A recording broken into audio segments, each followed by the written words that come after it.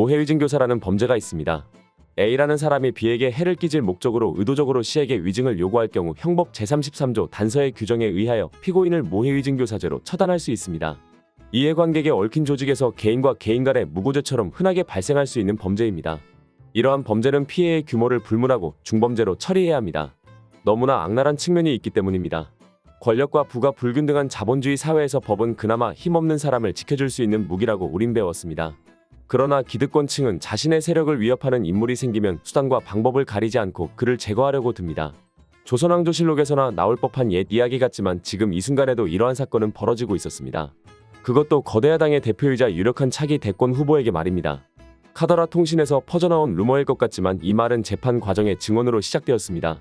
이재명 더불어민주당 대표가 연루된 쌍방울 불법 대북 송금 사건으로 기소된 이화영 전 경기도 평화부지사의 검찰청 술판 회유 폭로가 논란으로 번지고 있다. 이례적으로 대검은 이 사건에 대해 진상조사에 나눴습니다. 그가 밝힌 내용은 다음과 같습니다. 수원지검 1313호 검사실 앞창고라고 쓰여있는 방에 김성태 전 회장, 방용철 전 쌍방울 부회장 등과 모였는데 쌍방울 직원들이 외부에서 연어 회덮밥 등 음식도 가져다주고 심지어 술도 한 번 먹은 기억이 있다고 진술했습니다.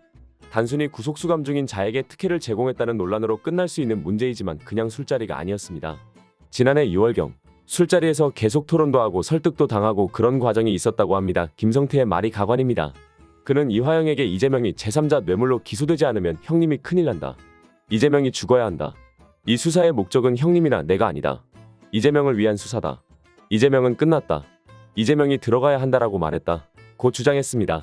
이와 같은 주장이 설득력을 가진 것은 이후 지난해 7월 옥중서신을 통해 검찰의 회유와 압박 때문에 허위 진술을 했다는 취지의 주장을 하기도 했기 때문입니다. 이 당시에는 모든 언론에서 이재명을 향한 공격을 하고 있었습니다. 그래서 이재명에게 유리한 그의 발언은 일반 사람들에게 전해지지 않았습니다. 야당은 이 사항에 대한 즉각 의혹을 제기했습니다. 민주당 검찰독재정치탄압대책위원회는 수원지검은 이제 쌍방울 대북송금 사건 진술 조작 모해 의혹 수사 대상이라며 재판장에서 진술 조작을 모의한 매우 구체적이고 상세한 정황들이 언급됐다고 주장했습니다. 위원회는 관련 모든 검사에 대한 대대적인 감찰과 수사가 즉시 시작돼야 한다며 대검은 즉각 감찰에 착수하라고 촉구했습니다.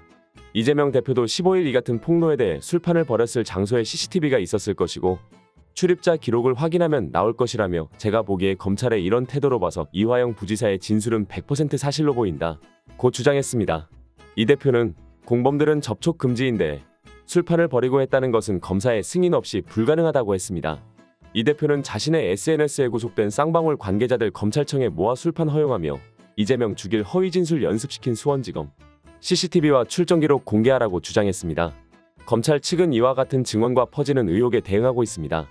수원지검은 입장문을 내고 재판에서 검찰의 증거들이 조작됐다는 허위 변명으로 일괄하던 이화영 피고인이 갑자기 수원지검에서 교도관 개호 하에 쌍방울 관계자들과 술을 마시며 진술을 조작했다는 주장까지 하기에 이르렀다며 절대 상상할 수도 없는 황당한 주장이라고 반박했습니다.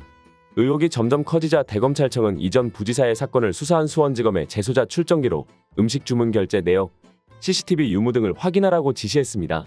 이전 부지사 조사에 동행한 교도관들에 대한 전수조사도 하고 있는 것으로 알려졌습니다. 쌍방울 김성태 전 회장은 2019년 이화영 전 경기도 평화부지사의 요청으로 경기도가 냈어야 할 북한 스마트팜 조성 지원 사업비 500만 달러와 당시 북측이 요구한 경기도지사의 방북 비용 300만 달러 등 800만 달러를 북한에 송금한 혐의로 기소돼 재판을 받고 있습니다. 검찰은 이전 부지사를 고리로 이 대표가 쌍방울의 대북 송금 의혹에 연루된 것으로 보고 수사를 진행해왔습니다. 이 사건과 이재명 대표와의 연관성을 주장하는 부분은 이 대표가 경기지사 시절 이화영 전 경기도 평화부지사로부터 대북 사업 관련 보고를 수차례 받았다고 적시한 점 때문입니다. 이와 관련된 재판은 22대 국회의원 선거의 이틀 전이었던 지난 4월 8일에 열렸습니다. 재판 결과 이화영 전 경기도 평화부지사에게 검찰이 징역 15년이 구형되었습니다.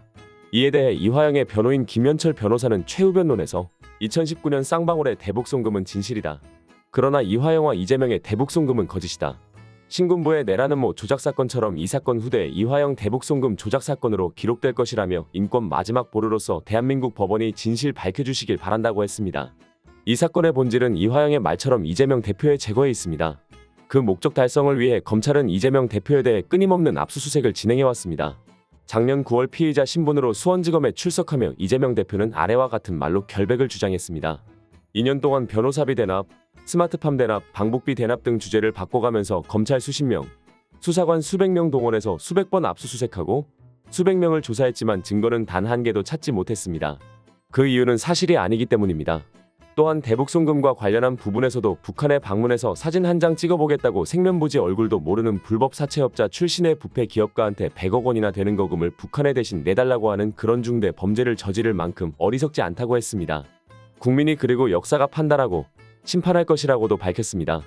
또한 윤석열 정부에 대해선 국민이 권력을 맡긴 이유는 더 나은 국민의 삶을 도모하고 더 나은 나라를 만들라는 것이라며 국가 권력은 내가 국가다라는 생각으로 권력을 사유화해서 정적 제거나 폭력적 지배를 하기 위한 수단이 결코 아니다라고 강조했습니다. 대북 송금 공문에 도지사가 직접 결제했다는 검찰발 언론 보도에 대해선 전혀 사실이 아니다라고 선을 그었습니다. 영화 속에서 악당이 맨주먹으로 싸우다가 패배 직전까지 가면 꼭 꺼내는 것이 있습니다. 바로 칼입니다. 과거 우리는 모해위증교사라는 비겁한 칼에 찔려 쓰러진 주인공들을 보면서 아무것도 할 수 없었습니다. 그러나 이 정도의 꼼수는 알아차릴 수 있는 안목이 생겼습니다. 과거 한명숙 모해위증교사 사건이 있었습니다. 한 전 총리 모해위증교사 의혹은 2011년 당시 수사팀이 한 전 총리 재판에서 재소자들에게 허위 증언을 사주했다는 진정이 접수되면서 불거졌습니다. 안타깝게도 이 사건은 무혐의로 종결되었습니다. 이 사건의 조사 당시에도 조직의 정점에는 윤석열 당시 검찰총장이 있었습니다. 2022년 윤석열 대통령이 대선 후보였을 당시 공수처에 의해 불기소 처분이 내려졌지만 아직도 의혹이 많이 남아있는 사건입니다. 동일한 모해위증교사 사건의 당사자가 또 있습니다. 바로 대통령의 장모인 최은순 씨입니다. 그는 2003년 스포츠센터 채권 투자 이익금 53억 원을 두고 동업자 정 씨와 갈등을 겪는 과정에서 정 씨를 강요 사기미수 혐의로 고소했고 정 씨는 유죄가 인정돼 2006년 징역 2년이 확정됐습니다. 이후 정 씨는 약정에 입회한 법무사 백모 씨가 최 씨로부터 대가를 받고 자신의 강요 사건 재판에서 위증했다고 주장했고 최 씨를 모해위증 교사 혐의로 고소했습니다. 그러나 이 혐의에 대해서 최은순 씨에게는 불기소 처분이 내려졌습니다. 모해위증 교사도 집안 내력으로 이어지는 전통일까요? 대통령은 정쟁 관계에 있는 야당 대표를 향한 수사로 2년의 시간을 허비했습니다. 자신이 해야 할 국정에 소홀함이 없었다면 그냥 일반적인 독재자로 보였을 수도 있습니다. 그러나 그가 2년 동안 국정과 민생을 위해 보여준 것은 전혀 없다고 봐도 무방합니다. 그럼에도 최근 총선 결과를 두고 억울함을 표합니다. 요약하여 말씀드리면 다음과 같습니다. 저는 민생을 위해 잘했지만 안타깝게도 여러분이 느끼지 못했습니다. 저는 좋은 정책을 제시했지만 실무집행자들이 부족했습니다. 그리고 제가 지금까지 해왔던 것은 옳은 방향이니 지지율이 1%가 되는 한이 있더라도 밀고 나가겠습니다. 이 영상을 보는 사람과 만드는 사람도 자연스레 화가 납니다. 뚜렷한 정책 비전도 없고 협치에 대한 의지도 없고 인재를 등용하는 눈도 없습니다. 그러면서 남 탓은 참 잘합니다. 전 정부 탓, 야당 탓, 그리고 이제는 자신이 등용한 국무위원 탓, 하다못해 이제는 자신의 뜻을 몰라주고 느끼지 못하는 국민들까지 탓하기 시작했습니다.